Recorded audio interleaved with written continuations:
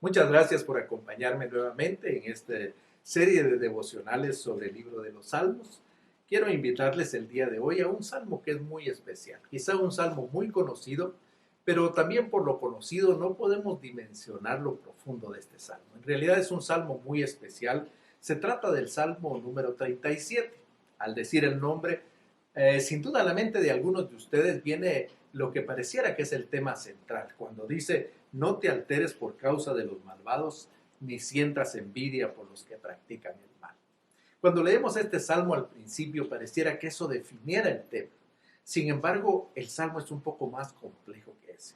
Cuando lo leemos con atención, nos damos cuenta que el salmo en realidad nos presenta una estructura quiástica, es decir, una forma de estructura literaria que utilizaban en el tiempo en que se escribieron los salmos, en donde se componían de estrofas al principio y al final como que fuéramos nosotros en un crescendo, podríamos decir, donde hay una parte del salmo que es el centro, y a partir de ese centro, como dos rayos de luz, comienza a ampliarse la enseñanza de este salmo. En realidad es un salmo para dedicarle tiempo y atención. Pero quiero invitarlos a que nosotros pensemos en este salmo que se divide fuertemente en cuatro secciones. Creo que el tema del salmo en realidad es una comparación entre los justos y los injustos.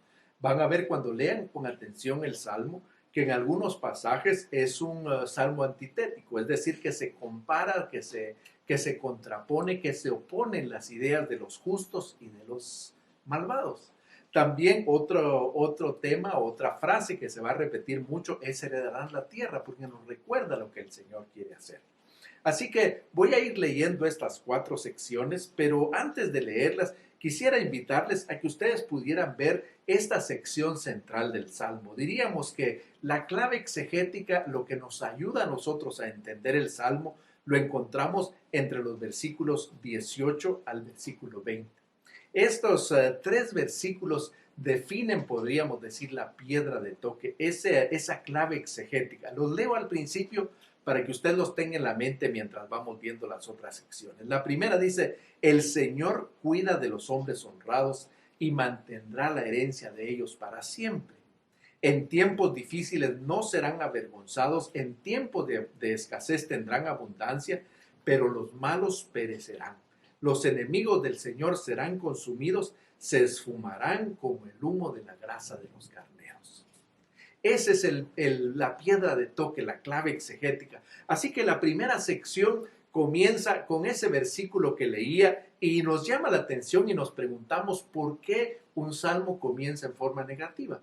Y la razón es porque el salmo quiere atraer nuestra atención que a veces nosotros, aún siendo justos, aún confiando en el Señor, nosotros comenzamos a desviarnos y a confiar en nuestras propias fuerzas, a veces a imitar lo que hacen los malvados para obtener el éxito, la satisfacción o aquellas cosas que necesitamos. Sin embargo, en la primera sección que va del versículo 1 hasta el versículo 9, nos recuerda a nosotros que en lugar de eso, como dice el versículo 3, el justo confía en el Señor y practica el bien, y así heredará la tierra y la verdad lo guiará.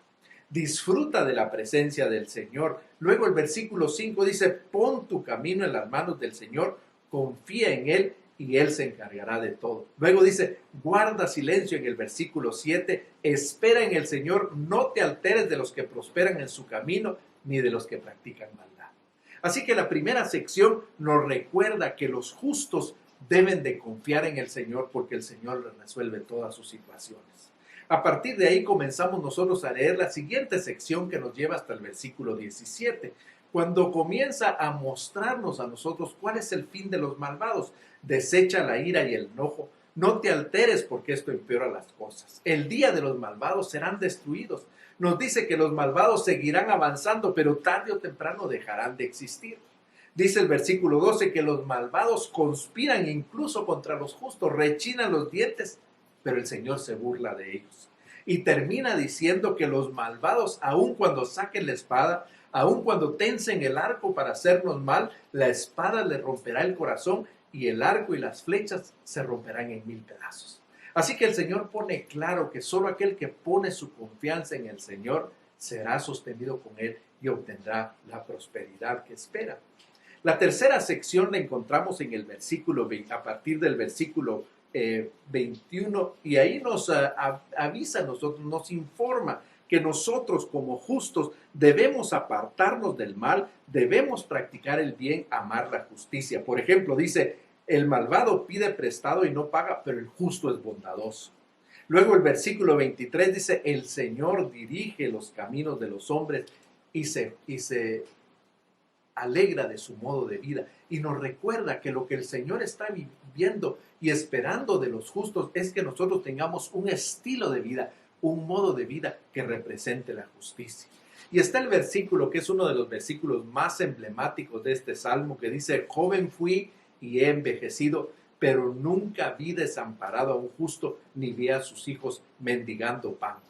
El justo es misericordioso, siempre presta, y sus hijos son una bendición para otro. Es un salmo que nos promete que aquellos que ponen la confianza en el Señor, como dice el versículo 27, vivirán para siempre, que heredarán la tierra, como dice el versículo 29, pero que termina diciendo el versículo 31, donde termina esta sección, en su corazón habita la ley de Dios, por eso sus pies nunca resbalan. Termina entonces la sección que comienza en el versículo 32 hasta el final, donde nos enseña que la salvación de los justos, el rescate de los justos, viene directamente del Señor. Versículo 34 dice, tú espera en el Señor y sigue su camino, y Él te exaltará y heredarás la tierra. Cuando los pecadores sean destruidos, tú estarás ahí para verlo. Luego el versículo 37 dice, fíjate que en quienes son íntegros y justos hay un final venturoso para la gente pacífica. Y la conclusión de este salmo, dice el versículo 39, la salvación de los justos proviene del Señor. Él le da fuerza en momentos de la angustia. El Señor los ayuda y los pone a salvo y los libra y los pone a salvo de los impíos porque ellos pusieron en Él su esperanza. Este salmo, como decíamos y como vemos en los versículos 18 al 20, es un salmo que nos invita a nosotros a renunciar a buscar la prosperidad, el éxito y la satisfacción por nuestros propios métodos, por nuestra propia habilidad y mucho menos imitar a los malos en lo que hacen. A lo que nos invita este salmo, a poner nuestra confianza absoluta en el Señor y saber que el Señor responderá a cada una de nuestras necesidades en su tiempo y en la manera como Él lo ha dispuesto. Yo les invito a profundizar en este Salmo 37, un salmo que nos recuerda, como vimos aquí en el versículo 18, el Señor cuida de los hombres honrados. En los tiempos difíciles no serán avergonzados. En tiempos de escasez tendrán abundancia, pero los malos se esfumarán. Que el Señor les bendiga, que disfruten de este salmo y de profundizar en el estudio del mismo. Bendiciones a todos ustedes.